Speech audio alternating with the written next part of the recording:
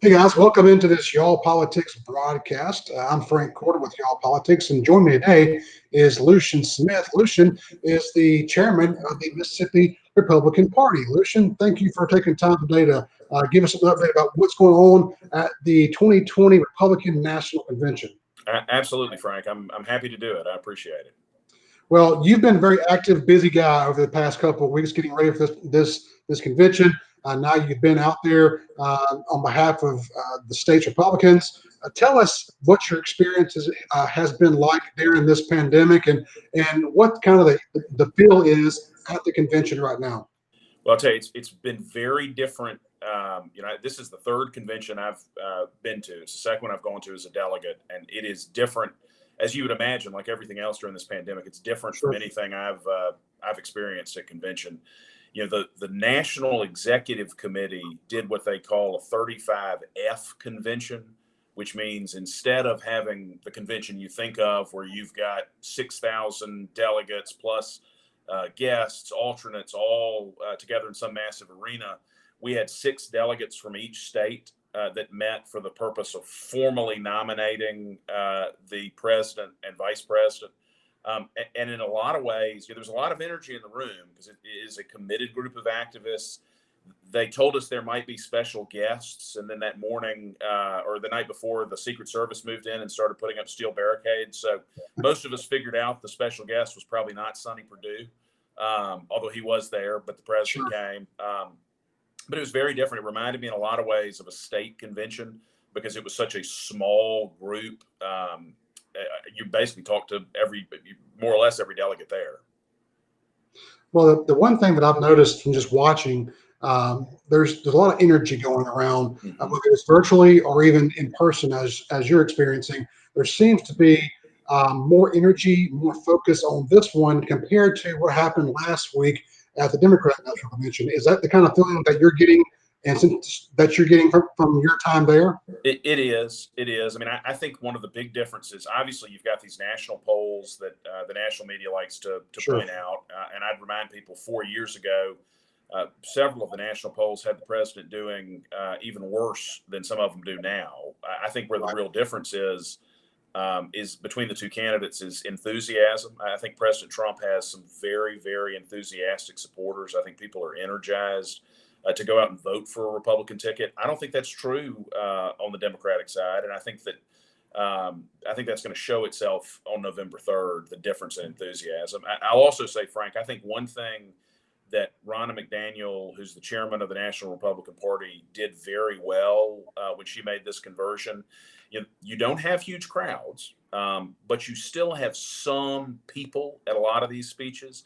And you've seen it a little bit at both conventions. There's a big difference in how you speak when you speak to a crowd of people that are responding and how you speak when it's just a straight camera conversation. Right. And people get excited when you actually when there's a little bit of interaction, even if it's the people clapping sort of on their behalf. Whereas when you see Joe Biden, essentially in his basement talking to people, that just doesn't have the same sort of excitement factor that having a live audience does. And one other thing I'll point out, they've done a very good job, I think, of doing it safely. It would have been easy to say, the heck with what the public health experts say. We're going to find somewhere that's not going to stop us from putting 100,000 people shoulder to shoulder in an arena. And I'm confident, other than the public health consequences, that would have made the president very happy. But he and his team have found a way to do that, but do it safely. Kind of tell the listeners what the Mississippi delegation's involvement has been through this process. Well, we've got a long tradition in Mississippi of having outsized influence in Washington generally, but certainly at the RNC. I mean, Henry Barber, our national committee man, is a significant member of the National Rules Committee. Henry chairs the Data Trust, which is an outside entity that the Republicans have, not the Republican Party, it's separate from the GOP, but that Republicans have really invested in that give us a major advantage in voter data over the Democrats. And he was asked to do that by Reince Priebus when Reince was chairman. He's continued to do that with Ronna McDaniel. And Jeannie, who is just beloved on the national committee. Jeannie Luckey, Jeannie Luckey, our national committee woman, who's just beloved on the national committee. Chairwoman McDaniel asked her to chair the committee on contests, which is the committee that hears contests about how state conventions were carried out and who should be seated and who shouldn't. And I think it really speaks to the fact that the Mississippi delegation, especially Henry and Jeannie, are very well respected on the RNC. So just to kind of be sensitive of your time and what you're going through right now, because you're no longer at the RNC, you're now in Washington, D.C. You got called up for a special event this evening. What's happening this evening? So the president, as you know, is going to accept the nomination formally tonight. He's going to do it at the White House, and I was honored to get a call along with several other delegates and asked to be here in Washington as he accepts that nomination. And so I got on a plane this morning and I'm here, looking forward to hearing what he has to say. So just kind of wrap this up, I'd love to get your take on the theming of the convention, how it plays in the times of which we live right now, and what it means for going forward into this election 2020 come November. Well, I mean, I think I think the convention has done a very good job. I think the president's speech tonight will do a very good job of framing up the fundamental differences between the two parties, because when elections are about policy, Republicans win almost across the board, up and down the ticket. If we're talking about policy on November 3rd, Republicans are likely to win. If we're talking about narrative, if we're talking about the sort of fluffy hooey the Democrats are so good at talking about, then we'll lose. And I think the president up to now has done a great job. I think his speech tonight will go directly at Joe Biden on these points. I think if we're talking about policy, if we're able to continue framing it up as a question of, do you want to be with the party whose leaders apologize to foreign countries for America being America, or do you want to be with the ones who are demonstrating strength and keeping us safe? Do you want to be with the party that, when Joe Biden was vice president, the Democratic Party had the White House and we had the slowest recovery in American history? Or do you want to have the party lead that saw one of the country's largest and fastest economic expansions? And I think they've done a very good job of framing things up to now, and I don't think tonight will be any exception of showing those differences, framing it up as a question between two very different parties, and asking the American people, who do they want to lead for the next 4 years?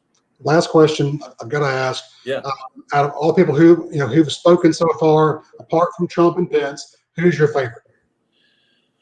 I think probably the congressional candidate from North Carolina, who's taking the chief of staff's place. I mean, I think he gave a great testament to youth in the party, and it's the talking point with the national media so often is the Republican Party is a party of old white men, and as the old white men die off, the Republican Party will die off. And I think you saw, especially last night, but over the course of the convention, you saw a lot of youth.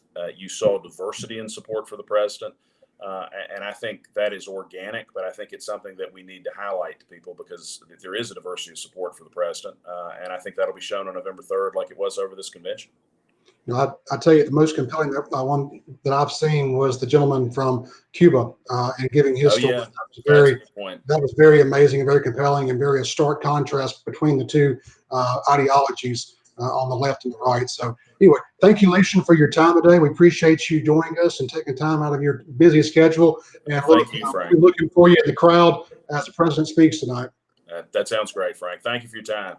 Thank you very much. And we thank you also for joining us here on Y'all Politics, as always. You can catch us on y'allpolitics.com or across all the social media channels, and we'll see you next time.